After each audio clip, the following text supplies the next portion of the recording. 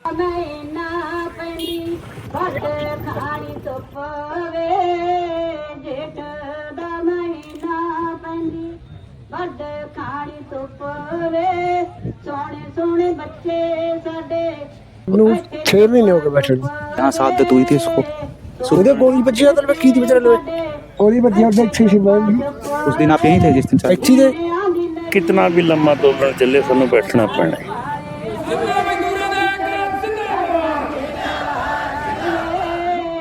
साडे नाल पंगे बड़े लड़े सरकारे पहला तो ही पंगे।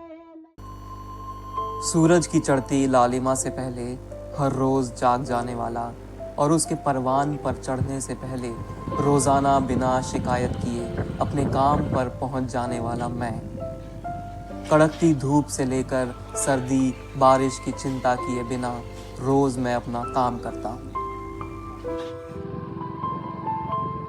मेरा किसी ऊंची आसमानी इमारत में बना कोई शानदार सा एसी दफ्तर नहीं है। ये खुला आसमान ही मेरा कार्यस्थल है। लेकिन आज मेरे कई भाई अपने दफ्तर नहीं जा रहे हैं। वो लड़ रहे हैं मेरे जैसे ही कई भाइयों की हक की लड़ाई।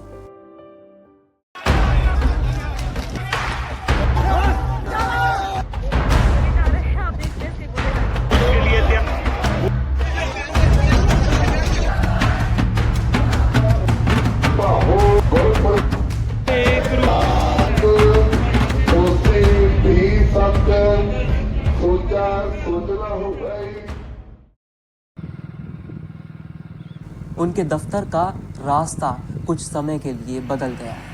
हर रोज़ की तरह सुबह उठना, लेकिन वो बैठे हैं इस इंतज़ार में कि कोई आएगा उनकी समस्या का हल निकालने। हमारी परिस्थिति में कोई बदलाव नहीं है।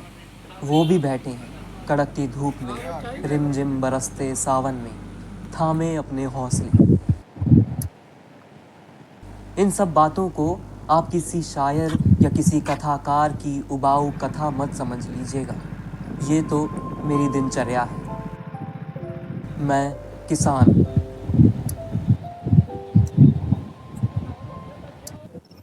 नमस्कार, मैं अनुराग बनवाड़ा। इस वक्त हम मौजूद हैं खनौरी बॉर्डर के ऊपर।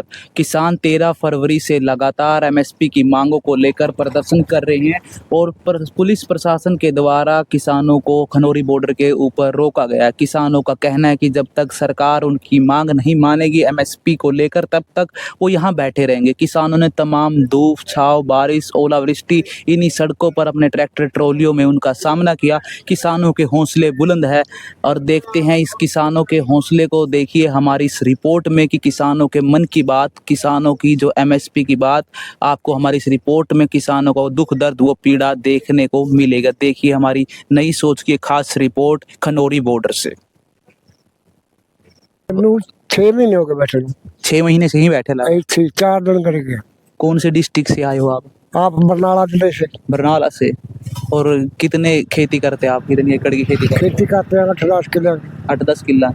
तो मतलब एमएसपी लगता है, मतलब एमएसपी आप लगता है कि सरकार आपकी मांग मान जाएगी? क्योंकि 13 महीने मान दी ना। 13 महीने तो दिल्ली का आंदोलन चला था, फिर उसके बाद दूसरा ये आंदोलन चला। तो पहले तो सरकार को किसानों ने सरकार को झुका दिया, घुटनों पे ला दिया। तो इस बार लगता है कि इस बार भी आप झुकाने में सफल होगी? देखो जी कि जोर तो लाई जाते, मतलब जब तक आपकी मांगे पूरी नहीं होगी तब आप यहीं बैठे? यही बैठे हैं। यहीं बैठे 4 दिन करके। 4 दिन बस? बस 6 महीने हुए। हाँ।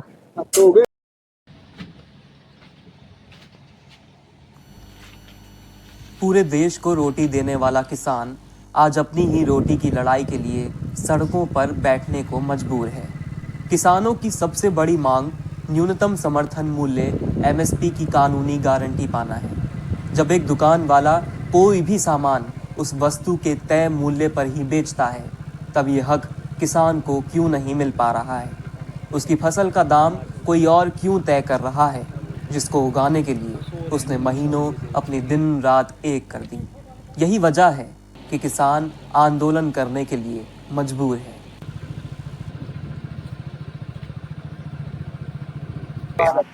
7 महीने एक दिन ऊपर हो गया। एक दिन? आप कितने जब से यहीं बैठे हो? हाँ जी।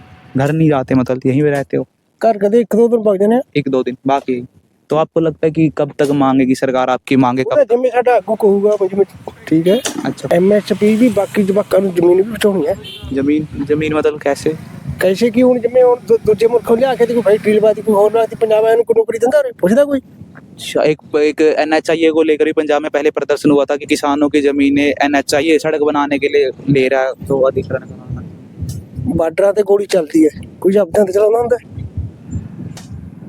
यहीं जो एक लड़के की भी यहाँ शहादत हुई थी उसको ਉਹਦੇ ਗੋਲੀ ਵੱਜੀ ਆ ਤਾਂ ਕੀ ਦੀ ਵਿਚਾਰੇ ਲਵੇ ਗੋਲੀ ਵੱਜੀ ਉਹਦੇ ਇੱਥੇ ਸੀ ਬਾਈ उस दिन आप यहीं थे जिस दिन ਇੱਥੇ ਦੇ ਹਲੇ ਤੱਕ ਲੱਤਾਂ ਮੁੱਕੀਆਂ ਨਹੀਂ ਨੇ वो आंसू गैस के गोले भी दागे गए ड्रोन के। ਠੀਕ ਹੈ ਨੇ ਲੱਭੇ ਕੋਈ ਇੱਥੇ ਕੋਈ ਇੱਥੇ मतलब आपको लगता ਹੁਣ है ਤੱਕ कि ਸਾਹ ਕੁੱਟੀ ਜਾਂਦਾ 20 ਬੰਦਿਆਂ ਦੇ ਤਾਂ ਅੱਖਾਂ ਅੱਲੇਗਾ ਚੱਲੀ ਗਈ 20 ਜਵਾਕਾਂ ਦੀ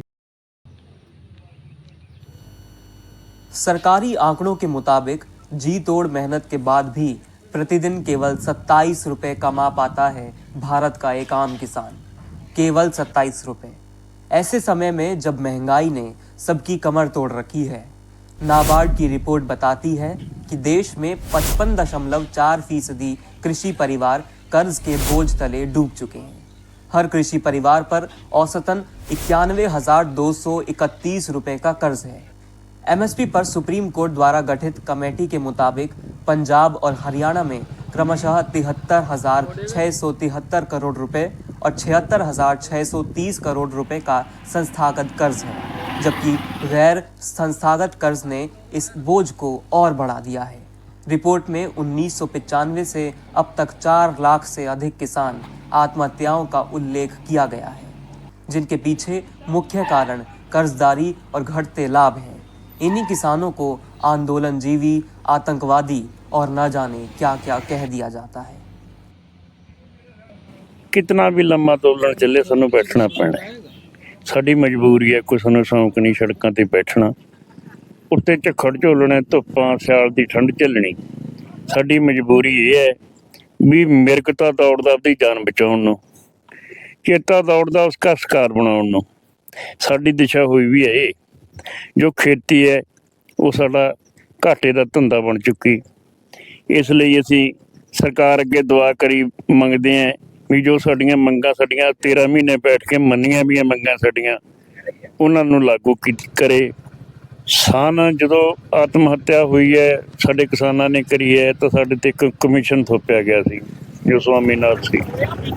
ਮੋਦੀ ਸਾਹਿਬ ਨੇ ਸਾਨੂੰ ਕਿਹਾ ਸੀਗਾ ਵੀ ਮੈਂ ਕਿਸਾਨਾਂ ਦੀ ਕਰਜ਼ਾ ਮੁਕਤੀ ਵੀ ਕਰੂੰ, ਇਸ ਰਿਪੋਰਟ ਨੂੰ ਵੀ ਲਾਗੂ ਕਰੂੰ। ਸਾਡੇ ਨਾਲ ਇਹਨੇ ਵਾਅਦੇ ਕਰੇ ਸੀ, ਮਗਰੋਂ ਸਾਡੇ ਇੱਕ ਨੇਤਾ ਸੀਗੇ ਉਹਨਾਂ ਨੇ ਕੇਸ ਪਾਇਆ ਤਾਂ ਉਸ 'ਤੇ ਇਹਨਾਂ ਨੇ ਅਦਾਲਤ ਦੇ ਵਿੱਚ ਜਾ ਕੇ ਇਸ ਨੂੰ ਕਿਹਾ ਵੀ ਇਹ ਕਿਸੇ ਕੀਮਤ 'ਤੇ ਵੀ ਲਾਗੂ ਨਹੀਂ ਹੋ ਸਕਦੀ। ਜਦੋਂ ਖੇਤੀ ਸਾਡੀ ਘਾਟੇ ਦਾ ਧੰਦਾ ਸੀ, ਆਪਦੇ ਬੱਚੇ ਵੀ ਪਾਲਣੇ, ਪੜ੍ਹਾਉਣੇ ਵੀ ਹੈ, ਖੇਤੀ ਦੇ ਹੋਰ ਕਾਰੋਬਾਰ, ਉਹਨਾਂ ਦੀਆਂ ਸ਼ਾਦੀਆਂ ਵੀ ਕਰਨੀਆਂ, ਇਸ ਲੋਟ ਅਸੀਂ ਬਚਾਂਗੇ ਕਿਵੇਂ? ਸਾਡਾ ਇਹ ਅਖੀਰ ਦਾ ਇਹ ਹੈ, ਜੇ ਕਿਸਾਨ ਖੁਸ਼ਹਾਲ ਹੁੰਦਾ ਤਾਂ ਦੇਸ਼ ਖੁਸ਼ਹਾਲ ਹੋਏਗਾ, ਅਸੀਂ ਗਰੰਟੀ ਕਰਦੇ ਹਾਂ। ਜੇ ਕਿਸਾਨ ही नहीं खुशहाल तो देश खुशहाल नहीं होएगा। मैं किसान हूँ और परेशान हूँ। मैं लड़े जा रहा हूँ अपने हक की लड़ाई। न जाने कब मुझे इंसाफ मिलेगा, मिलेगी अपने फसल की सही कीमत। मुझे खेत में रहना ही पसंद है। मैं लौटना चाहता हूँ अपने खेत पर, अपनी खेती करने के लिए, लेकिन अभी संघर्ष कर रहा हूँ, लड़ रहा हूँ और लड़ता रहूँगा न्याय मिलने तक।